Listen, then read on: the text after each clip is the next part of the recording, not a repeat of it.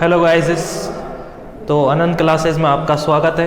ठीक है, agriculture chemistry का ये फर्स्ट चैप्टर का फर्स्ट वीडियो है। ठीक है, इसका नाम है फर्स्ट चैप्टर का मृदा खनिज चट्टानों का अपक्षय एवं निर्माण।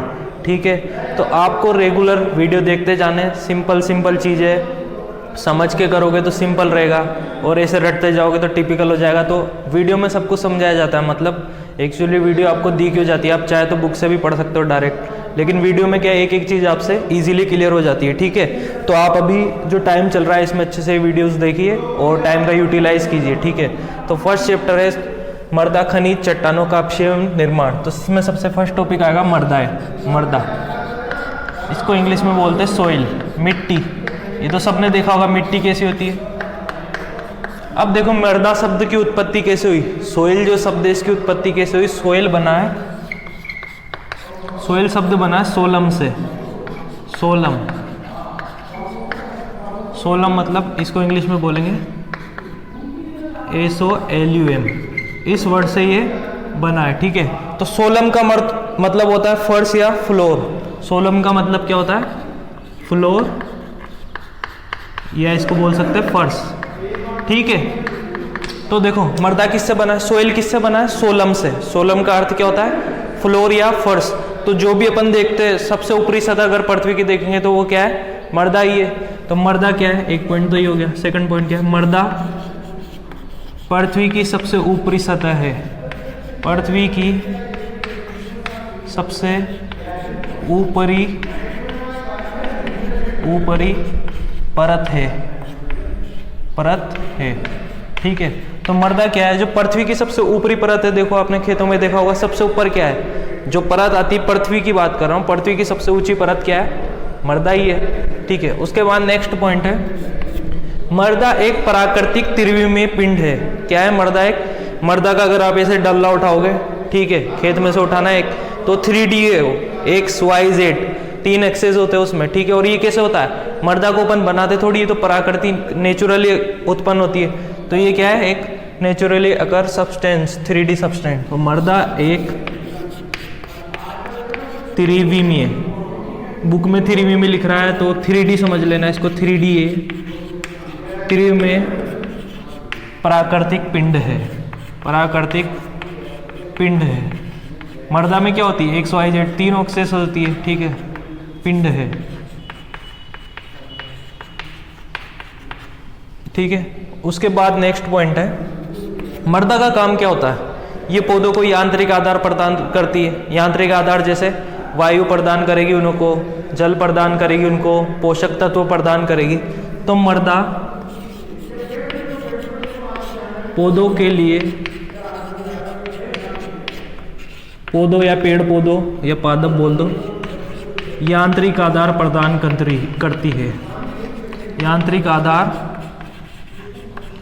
आधार जैसे क्या क्या हो जाएगा, जैसे हो गया जल, पोषक तत्व,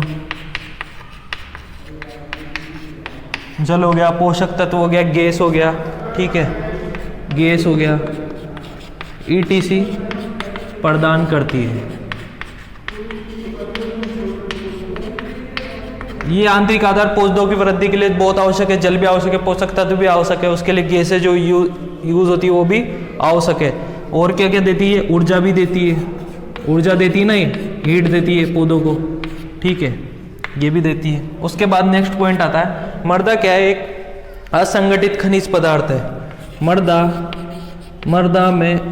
असंगठित खनिज पदार्थ है, खनिज पदार्थ है।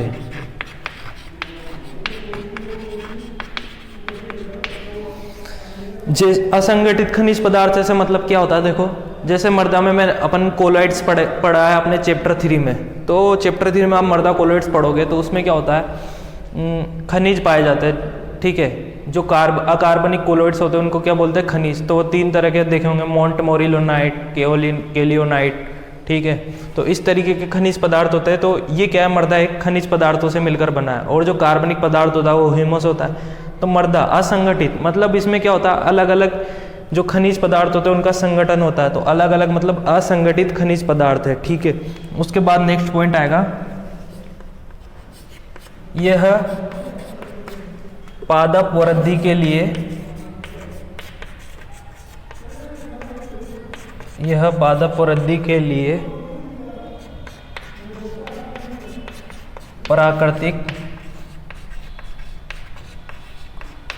प्राकृतिक आधार है।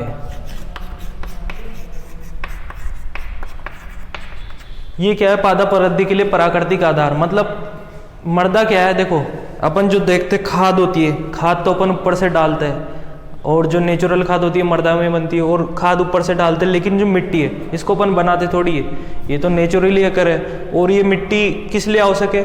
जल जल देती है, पौधों को गैस देती है, पोषक तत्व देती है, ऊर्जा देती है, तो ये एक प्राकृतिक आधार है। ठीक है, नेक्स्ट पॉइंट आएगा मृदा विज्ञान के जनक। ये बहुत इंपॉर्टेंट है, ये क्वेश्चन आता है। मृदा विज्ञान के जनक कौन है? जनक बोल दो या पितामह बोल दो, पितामह। ये है वीवी डोकोविच, वीवी डोकोविच,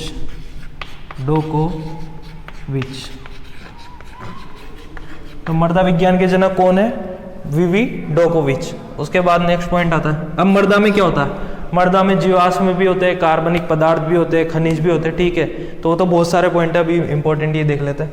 वापस से रिवाइज करते थे। मृदा किससे बना है? मृदा का नाम क्या है? सोइल। सोइल किससे बना है? सोलम से। सोलम का मतलब क्या होता है? फ्लोर या फर्श। तो फ्लोर कहाँ होता है? अभी जब भी अपन फ्लोर देखते तो वो कहाँ होता है? सबसे ऊपर। तो इसका मतलब क्या है? मृदा पृथ्वी की सबसे ऊपरी परत है। सेकंड पॉइंट, मृदा एक त्रिविमीय पिंड है, मतलब ये एक 3D पिंड है। इसमें क्या होती है? एक्स एक्सिस भी होगी, वाई भी होगी, जेड भी होगी, 3D में आएगी ना मृदा पूरी। तो ये एक त्रिविमीय पिंड है, जो कि कैसा होता है? प्राकृतिक होता है, बनाते तो नहीं है अपन इसको। मृदा पौधों के लिए यांत्रिक आधार, जैसे जल, पोषक तत्व, गैसें आदि प्रदान करती है। जल भी प्रदान करेगी, पोषक तत्व भी प्रदान करेगी, गैस भी प्रदान करती। मृदा असंगठित खनिज पदार्थ है, ये पौधों की वृद्धि के लिए प्राकृतिक आधार है। ठीक है, और मृदा विज्ञान के जनक कौन है? वीवी डोकोविच। इंपॉर्टेंट है, मृदा विज्ञान के जनक वीवी डोकोविच है। ठीक, अब हम नेक्स्ट पढ़ेंगे मृदा के कार्य, कि मृदा के भाई कौन कौन से कार्य होते हैं। तो फर्स्ट है मृदा भूमंडल तथा वायुमंडल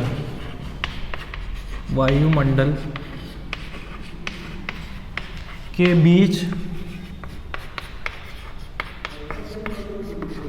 मृदा क्या है? भूमंडल तथा भूमंडल की जगह भूपर्पटी कर लें, भूपर्पटी तथा वायुमंडल के बीच आंतरिक सतह है, जो कि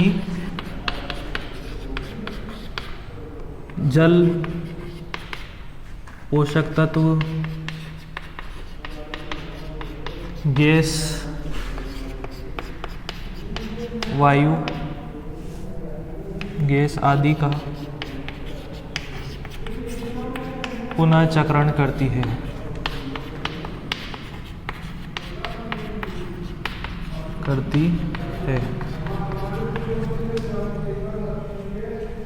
देखो मृदा क्या है? अभी देखो अपनी भूपर्पटी, ठीक है, ये भूपर्पटी है, ठीक है, और ये वायुमंडल है। तो वायुमंडल और भूपर्पटी के बीच की आंतरिक सतह क्या है? ये क्या है? मृदा। ठीक है, अब देखो जैसे मान लो मृदा क्या करती है, यहाँ पे पौधा है, ठीक है, ये पौधा है, इसको क्या दे रही है मृदा? पोषक तत्व दे रही है, जल दे रही है और गैसें दे रही है। ठीक है, अब ये जल कहाँ से आ रहा है? जल वायुमंडल से यहाँ से ऐसे बरसता है, फिर वापस यहाँ जाता है, फिर मृदा पे यहाँ पे कहीं नदी तालाबों से फिर इसका वाष्पीकरण होता है, फिर वापस चला जाता है। ठीक है, ऐसे जीवाश्म जो होते हैं यहाँ मृदा से लेते हैं, यहीं पे खाते पीते और यहीं मर जाते हैं, उससे पौधों की पोषक तत्व बढ़ते हैं। ठीक है, अभी पौधों से पौधे एनर्जी लेते हैं वायुमंडल से। ठीक है, और जब पौधा पूरी तरीके से सड़ जाता है, गल जाता है, तो वापस से वो एनर्जी रिलीज करता है। ठीक है, और CO2 देते हैं ये, ठीक है,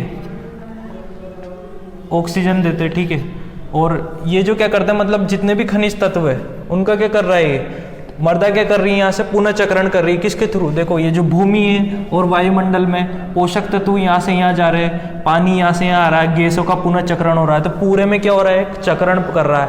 तो मर्दा भूपर्पटी तथा वायुमंडल के बीच आंतरिक सतह है जो कि जल, पोषक तत्व, गैस आदि का पुनः चक्रण करती है। ठीक है, एक कार्य हो गया। दूसरा, यह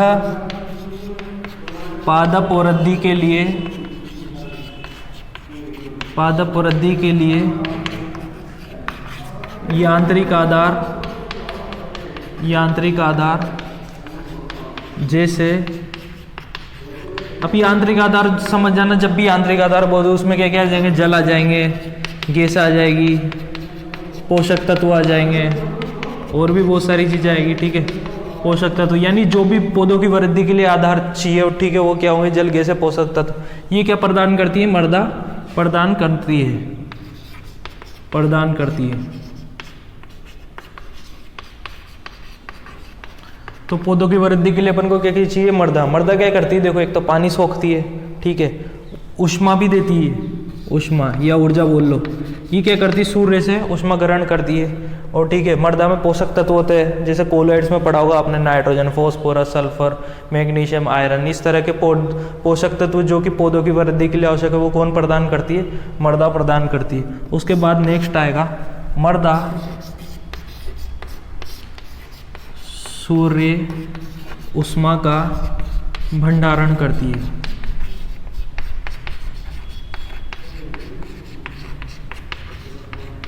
अब देखो सूर्य ऊष्मा का भंडारण कैसे, देखो सीधी सूरज की जो सीधी किरणें वो कैसे पड़ती है, मृदा पर पड़ती है। ठीक है, तो मृदा क्या करती है, उस गर्मी को सोखे रखती है और जब जब पौधों को आवश्यक होता है, जैसे रात में, तो वो कंटिन्यू देती रहती है। ठीक है, उसके बाद नेक्स्ट आएगा, यह कृषि तथा फसल उत्पादन के लिए आवश्यक है। ये तो हम सभी जानते हैं, कृषि फसल उत्पादन बिना मृदा के हो ही नहीं सकता, के लिए आवश्यक है। ठीक है, तो क्या ये कृषि तथा फसल उत्पादन के लिए आवश्यक होती है मृदा। ठीक है, और मृदा जीव जंतु तथा पादपों के लिए निवास स्थान है,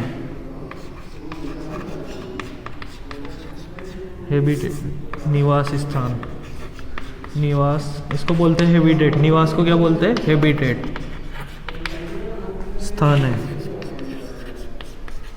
तो मृदा जीव जंतुओं तथा पादपों के लिए क्या है, निवास स्थान है। ठीक है, इसको बोलते, जैसे देखा होगा आपने, चींटी, कीड़े मकोड़े, सांप, सब किस में रहते हैं, मृदा के अंदर ही बिल बना के रहते हैं बहुत सारे जीव जंतु। ठीक है, और पादप भी किस में ही उगते हैं, मृदा में उगते हैं, तो उनके लिए क्या हो गया, निवास स्थान हो गया। ठीक है, उसके बाद मृदा का यूज़ कहाँ होता है, बिल्डिंग मटेरियल्स में मृदा का यूज़ होता है, इमारतों के निर्माण में, बिल्डिंग मटेरियल्स में यूज़ होता है ना मृदा का। ठीक है, इमारतों के निर्माण में होता है यूज़, और भी कई तरीके से यूज़ होता है, लेकिन ये इंपॉर्टेंट है। ठीक है, तो मृदा भूपटल तथा वायुमंडल के बीच आंतरिक सतह है जो कि जल, पोषक तत्वों का पुनर्चक्रण करती है। मृदा पादप वृद्धि के लिए यांत्रिक आधार प्रदान करती है। अब यांत्रिक आधार कौन कौन से, जैसे जल, पोषक तत्व, गैस, ऊष्मा। मृदा सूर्य से ऊष्मा का भंडारण करती है, ये ऊष्मा पौधों की वृद्धि के लिए आवश्यक होती है। ठीक है, यह कृषि फसल तथा उत्पादन के लिए आवश्यक है। मृदा जीव जंतु तथा पादपों के बीच के लिए निवास स्थान और बिल्डिंग मटेरियल के लिए आवश्यक है। देखो पसीना भी आ रहा है, तुम लाइक, शेयर, कमेंट किया करो। और ठीक है, मृदा का अध्ययन।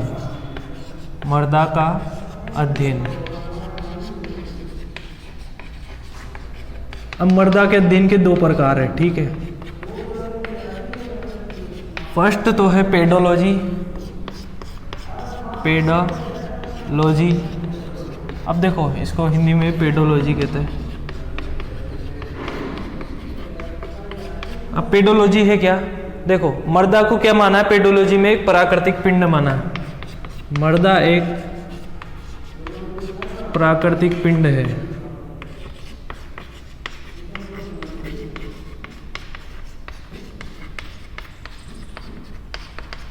और इसमें मर्दा का अध्ययन कैसे किया जाता है? उसकी उत्पत्ति के आधार पर, यानी मर्दा की उत्पत्ति कैसे हुई वो किसके अंदर अध्ययन किया जाएगा? पेडोलॉजी में। मर्दा का वितरण, कहाँ कहाँ पर कौन कौन सी मर्दा पाई जाती है वो किसके अंदर अध्ययन किया जाएगा? मर्दा पेडोलॉजी में। ठीक है, उसके बाद मर्दा का वर्गीकरण, किस तरीके से मर्दा को बांटा है, कौन कौन सी मर्दा होती है वो किसके अंदर किया जाएगा? पेडोलॉजी में। यानी अगर अपन ऊपरी तौर से देखें मर्दा को तो वो किसके अंदर अध्ययन किया जा रहा है? पेडोलॉजी में। तो पेडोलॉजी में मर्दा का अध्ययन कैसे किया जाएगा? मर्दा का अध्ययन किस किस आधार पर होगा? मर्दा का अध्ययन मर्दा की उत्पत्ति, ठीक है, वितरण तथा वर्गीकरण के आधार पर किया जाता है। वर्गीकरण के आधार पर किया जाता है।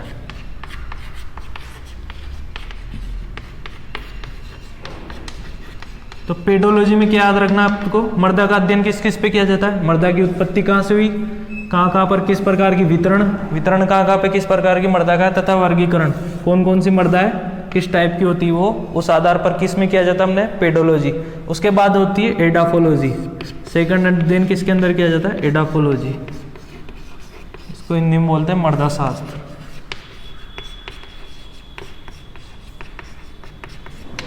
ठीक है, तो फर्स्ट तो कैसे कर लिया अपन ने? मर्दा को ऊपर से देखा। अब मर्दा को अंदर से भी तो देखना पड़ेगा, तो वो किसके अंदर देखा जाता है? एडाफोलॉजी। मान लो किसी इंसान को अपन देखने गए, जाते ही है तो पहले उसके ऊपर से देखते कि हाँ भाई कैसा लग रहा है, उसका वर्गीकरण, उत्पत्ति, वितरण कैसा कैसा है, वो कैसा दिखता है, क्या है सब। फिर उसके बाद अपन जब और डीप घुसते तो उसके गुणों का अध्ययन किया जाता है अंदर से, कि यार ये अंदर से कैसा है, मतलब समाज के लिए कैसा है। तो इसमें भी क्या करते हैं अपन? एडाफोलॉजी में मर्दा के गुणों का अध्ययन किया जाता है। मर्दा के गुणों का अध्ययन, गुणों का अध्ययन किया जाता है।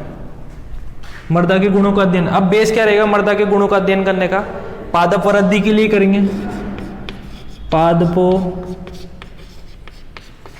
की वृद्धि के लिए तथा पोषकता के लिए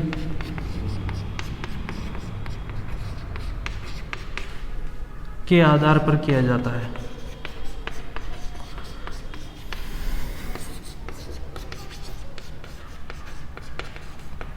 तो पेडोलॉजी में तो क्या हो गया? देखना है मर्दा का अध्ययन किस बेसिस पे किया? उत्पत्ति, वितरण और वर्गीकरण पे। यहाँ किस एडाफोलॉजी में किसके आधार पर किया गया? मर्दा के गुणों का आधार पर। और बेस क्या लिया गया कि मतलब कौन सी मर्दा किस तरह के गुण है, किस तरह के पोषक तत्व पर पौधों को प्रदान करेगी, किस तरह ये वृद्धि को अफेक्ट करेगी पादपों की, तो उस वो किसके अंदर देखा जाता है? एडाफोलॉजी के अंदर। क्वेश्चन, मर्दा का निर्माण कैसे होता है? अब आपसे कोई पूछ ले कि मर्दा का निर्माण कैसे होता है, तो मर्दा का निर्माण चट्टानों के अपक्षय के कारण होता है। चट्टानों के अपक्षय मतलब वेदरिंग ऑफ रॉक्स। ठीक है, तो मर्दा का निर्माण कैसे होता है? चट्टानों के अपक्षय के कारण, चट्टानों के अपक्षय से। अब चट्टानों का अपक्षय कैसे होता है? देखो इसमें बहुत सालों साल लग जाते हैं, धीरे धीरे चट्टानें जो है टूटती है, बढ़ती है, उसमें बहुत सारी प्रोसेस होती है। ठीक है, वो भी अपन डिटेल से नहीं पढ़ेंगे। अभी अपन को ये ध्यान रखना है मर्दा का निर्माण कैसा होता है? चट्टानों के अपक्षय के कारण। इसको इंग्लिश में बोलते हैं वेदरिंग ऑफ, अपक्षय को बोलते हैं वेदरिंग ऑफ रॉक्स। ठीक है, चट्टानों का अपक्षय के कारण होता है। तो मर्दा के पैतृक पदार्थ क्या हो जाएंगी? चट्टानें। तो मर्दा की पैतृक पदार्थ, मर्दा किससे बनेगी? चट्टानों से। तो उसके पापा कौन होंगे मर्दा के? चट्टान। मर्दा के पैतृक पदार्थ चट्टान ने होती है। ठीक है, तो मर्दा के पैतृक पदार्थ कौन होगी? चट्टानें होगी। जैसे मर्दा के पापा कौन है? चट्टान है। तो अब बताओ बेटे में किसके गुण होते हैं? उसके पापा के गुण होते हैं। तो मर्दा में, मर्दा के गुण किस पे डिपेंड करेंगे? उसके पैतृक पदार्थ पर निर्भर करते हैं। मतलब जैसे जैसे पैतृक पदार्थ होंगे उनमें जो गुण होंगी वही विशेषता किस में आती जाएगी? मर्दा में, पर निर्भर करते हैं। करते हैं। ठीक है, ये आपको बात समझ में आ जाएगी। अब नेक्स्ट टॉपिक है मृदा पौधों की वृद्धि को प्रभावित करने वाले कारक।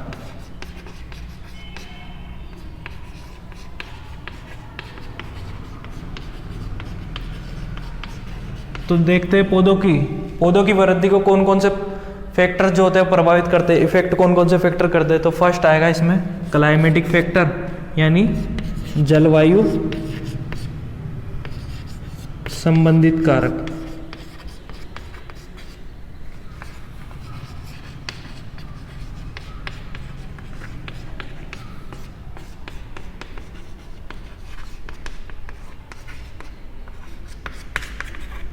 अब देखो जलवायु संबंधित कारक कैसे, जैसे मान लो आपने धान की खेती की और उस टाइम पे अच्छा पानी बरसा, मतलब जितनी रिक्वायरमेंट है उतना ही उसमें पानी दिया, तो उनकी वृद्धि अच्छी होगी।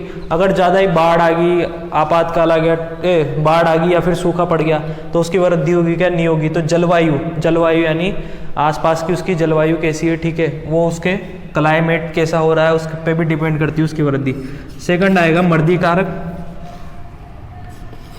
जीवीय कारक।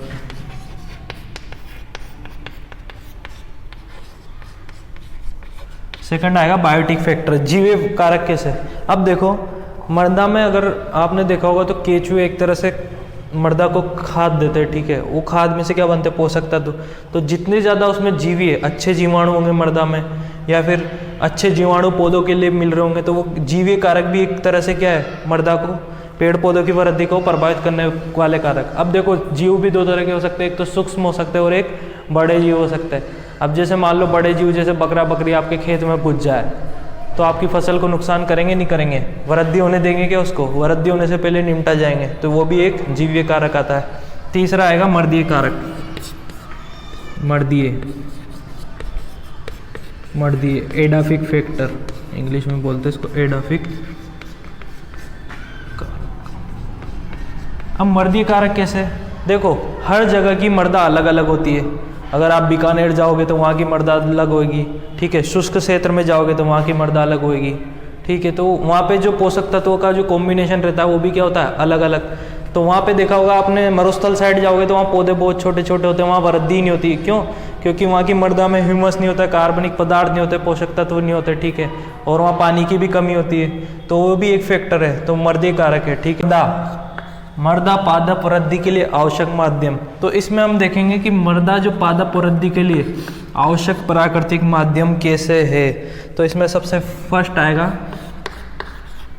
आवश्यक खाद्य तत्व,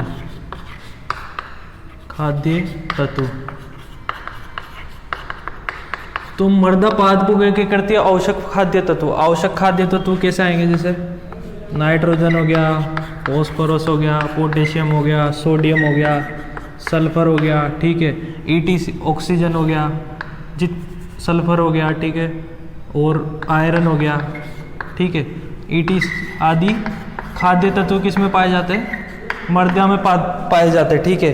कार्बन, हाइड्रोजन, ऑक्सीजन सब तरह के जो भी खाद्य तत्व होते हैं वो किसमें पाए जाते हैं, मृदा में पाए जाते हैं। तो ये पौधों को कौन देती है वृद्धि के लिए, मृदा देती है। सेकंड बात, नाइट्रोजन जो होती है, नाइट्रोजन हवा तथा मृदा दोनों से ही मिलती है पौधों को। नाइट्रोजन किससे मिलती है, हवा मृदा दोनों से मिलती है,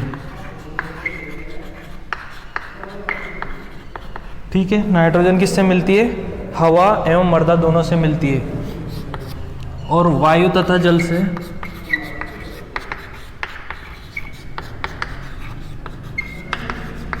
कार्बन, हाइड्रोजन एंड ऑक्सीजन मिलती है।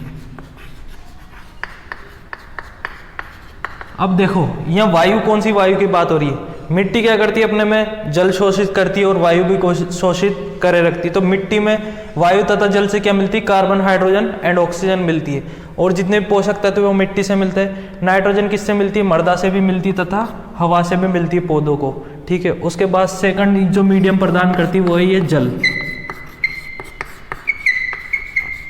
ठीक है।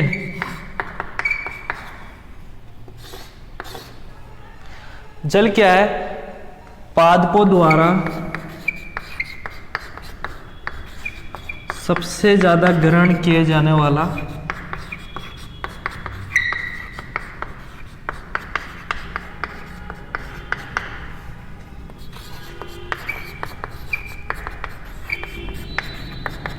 तत्व।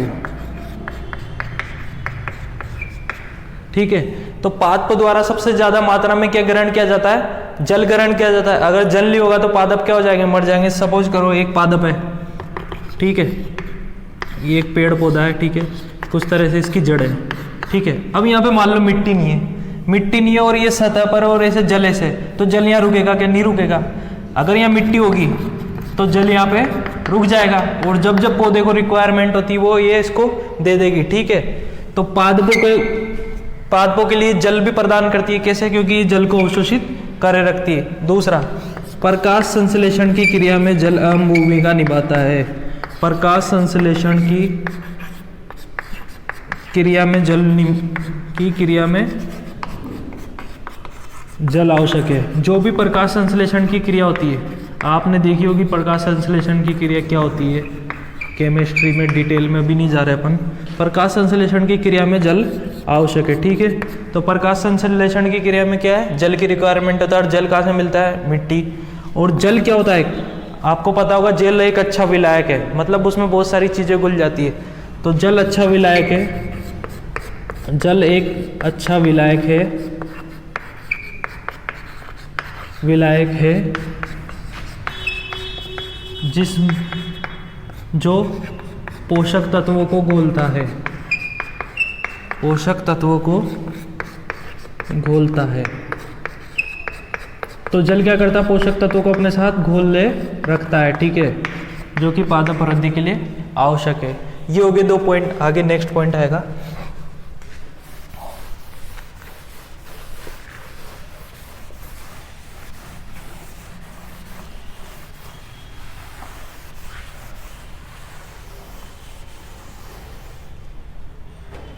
थर्ड पॉइंट है जड़ों के शोषण के लिए ऑक्सीजन।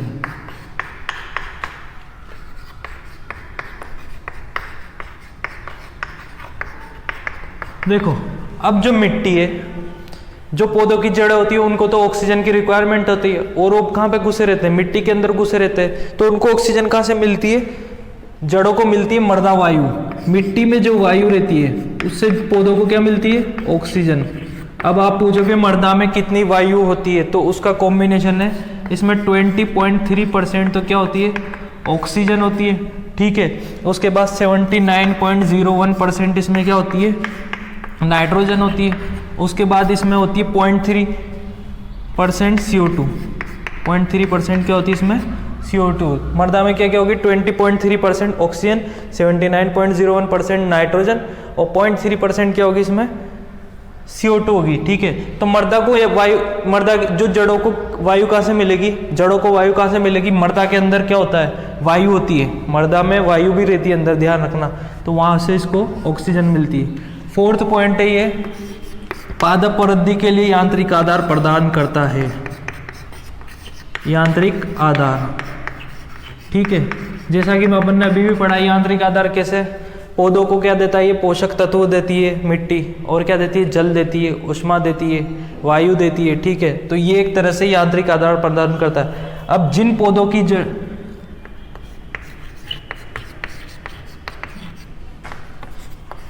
जिस मिट्टी में पौधों की जड़ें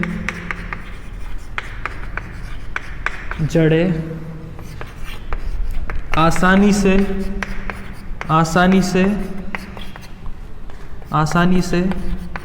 जा सकती है,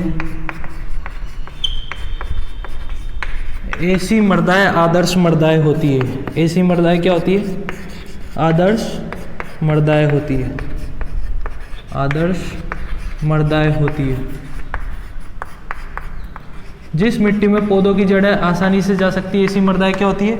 आदर्श मृदाएं होती है, ठीक है।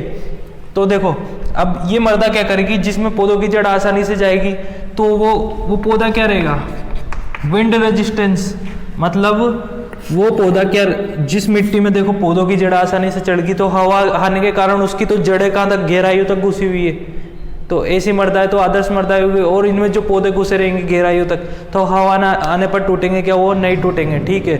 उसके बाद क्या होता है, ड्राफ्ट रेजिस्टेंस होंगे, मतलब अगर पौधा मिट्टी में जड़ आसानी से जा सकती है तो जड़ों से पौधे क्या ले सकते हैं, पानी ले सकते हैं, ठीक है। तो ये क्या होगी, ड्राउट रेजिस्टेंस। विंड फार्म होंगे तो ऐसे पौधे कैसे होंगे, विंड फार्म और ड्राउट रेजिस्टेंस। ड्राउट रेजिस्टेंस, सूखे के प्रति क्या होंगे, रेजिस्टेंस होंगे, प्रतिरोधी होंगे। सूखे के प्रति क्या होंगे, ये प्रतिरोधी होंगे। तथा विंड फॉर्म होंगे। विंड फॉर्म का मतलब क्या है कि हवा चलेगी तो ये आसानी से नहीं टूटेंगे, क्योंकि इनकी जड़ें उस मिट्टी में आसानी से घुस चुकी है, तो जब भी हवा चलेगी तो मजबूताई से टिके रहेंगे। उसके बाद ड्राउट रेजिस्टेंस कैसे होंगे, मिट्टी में अगर पानी की कमी पड़ रही है तो अंदर तक पानी होता है, ठीक है। अगर मिट्टी ऐसी होगी जिसके अंदर जड़ें ही नहीं घुस सकती तो जड़ें पानी कहाँ से लेगी, पर मिट्टी ऐसी है जिसके अंदर जड़ आसानी से घुस सकती है, वो मिट्टी क्या होगी, आदर्श मिट्टी, तो उसमें से वो पानी आसानी से ले सकती है, ठीक। में कौन कौन से अवयव होते हैं, तो मृदा के अवयव को अगर आयतन के आधार पर देखें, आयतन के आधार पर तो मृदा में क्या होंगे, एक तो ठोस होगा, मृदा में होगा ठोस, और दूसरी होंगे रंध्रावकाश, रंध्रावकाश, ठीक है। अब रंध्रावकाश में क्या आते हैं, जल तथा गैसें। जो भी रंध्र रहते हैं उसमें क्या पाई जाती है, मृदा में जल तथा गैसें। और जो रंध्रावकाश अगर मिट्टी में से हटाते तो बचेगा क्या, ठोस। तो 50% तो मृदा में ठोस होते हैं, ठीक है। और आयतन के आधार पर रंध्रावकाश कितना होता है, 50%। मतलब जैसे ये मान लो ये मृदा है कोई, ठीक है, इसमें रंध्र बने हुए, ठीक है। तो इसका जो वॉल्यूम है ठोस का, ये तो ठोस है बचा हुआ, और बीच में से रंध्र बने हुए, ये ठोस है, और यहाँ पे ये रंध्र है, ठीक है, यानी होल है। इनमें क्या भरा हुआ है, जल भी भरा हुआ है, इन दोनों में गैसें भरे हुए। तो ये जो ठोस का आयतन है वो तो कितना है, 50%, और 50% कितना है, इन रंध्रावकाश का है। और इन 50% में क्या होती है, जल तथा गैसें होती है, ठीक है। अब देखो कंपोजिशन और देख लेते हैं। 4 अवयव है, टोटल 4 अवयव है। ये तो आयतन के आधार पर तो 2 हो गए। अब ऐसे टोटल देखोगे, ठोस भी 2 तरह के होते हैं। एक तो होते हैं कार्बनिक पदार्थ, फर्स्ट आएगा खनिज पदार्थ, मृदा में फर्स्ट क्या होता है, खनिज पदार्थ। उसके बाद आएगा कार्बनिक पदार्थ,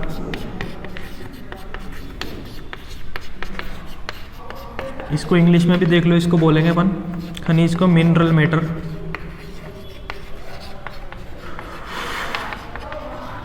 इनको बोलेंगे अपन ऑर्गेनिक मैटर।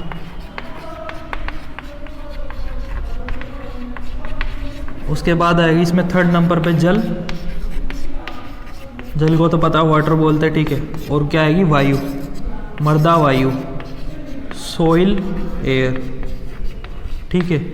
जो इनका जो परसेंटेज है आयतन के आधार पर वो तो कितना है, 50%, और 50% इनका है। अब इनका कंपोजिशन अपन अलग अलग से देख लेते हैं कि इसमें ये कितना परसेंट है। ये टोटल तो 50 है, लेकिन इसमें ये कितना और ये कितना है, जल कितना है, वायु कितना। अब अपन मृदा के अवयवों का पूरा कंपोजिशन देख लेते हैं। तो क्या देखा अपन ने, ठोस तो कितने होते हैं, 50%। 50% क्या होता है, रंध्रावकाश। अब ठोस में क्या क्या आएंगे, एक तो आएंगे खनिज पदार्थ, और बाकी आएंगे कार्बनिक पदार्थ, कार्बनिक पदार्थ, ठीक है। कार्बनिक पदार्थ में ये आएंगे 5% है कार्बनिक पदार्थ, और खनिज पदार्थ होते हैं ये होते हैं 45%। 50% में से ठोस के अंदर ठोस होते हैं, ठोस में 50% में से 45% तो खनिज पदार्थ होते हैं और 5% कार्बनिक पदार्थ होते हैं। उसके बाद 50% रंध्रावकाश में क्या होता है, जल होता है तथा वायु होती है। ये दोनों बराबर बराबर मात्रा में होते हैं, मतलब ये 25% होगा 50 में से, और 25% ये होगा।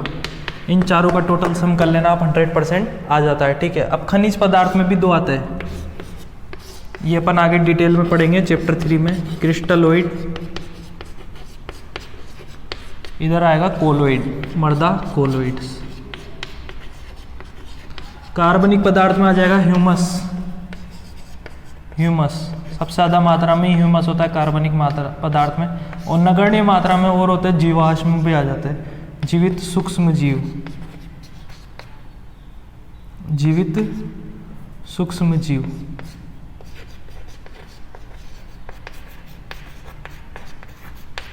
जीवित सूक्ष्म जीव। अब ह्यूमस क्या है?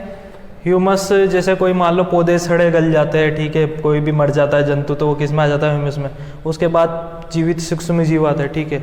जल कितना हो गया? 25%, वायु कितनी होगी? 25%, खनिज पदार्थ हो गए 45%। उसमें क्या आते हैं? खनिज पदार्थ में क्रिस्टलोइड होते हैं और कोलोइड होते हैं, ठीक है। इसको अपन अलग चैप्टर 3 में पूरी डिटेल से ये, ठीक है। इसका अगर पाई चार्ट देखें तो अपन किस तरीके से आएगा, तो 50% तो क्या आगे? ठोस, तो 50% इधर कर दिया मैंने ठोस, और 50% क्या होंगे? रंध्रावकाश। रंध्रावकाश भी दो भागों में बटे, ठीक है, वो भी बराबर बराबर है। तो यहाँ तो वायु है 25%, यहाँ जल है 25%। अब ये बचा 50%। 50% में क्या ठोस में? 45% तो खनिज पदार्थ और 5% कार्बनिक पदार्थ है। तो 45% तो ये 5% मैंने बना दिया, ये 5% क्या है? कार्बनिक पदार्थ, कार्बनिक पदार्थ।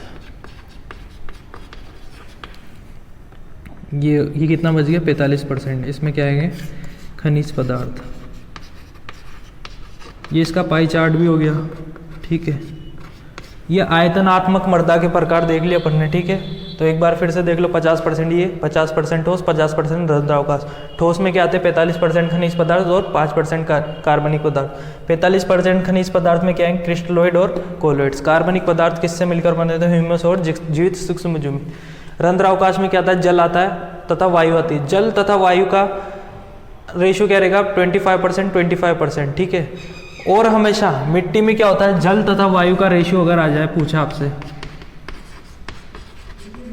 तो मतलब अगर टोटल ये कितना है 50%, तो मतलब आधा तो क्या होता है? जल होता है। 50-50 रेशियो में होते हैं, ठीक है। तो जल तथा वायु का रेशियो क्या होता है? 50-50 होता है। लेकिन अगर जलवायु चेंज हो जाए, जैसे मान लो ज़्यादा पानी पड़ गया तो जल बढ़ जाएगा, अगर कम पानी पड़ा तो जल, तो ये कंपोजिशन क्लाइमेट पे डिपेंड करता है, ठीक है।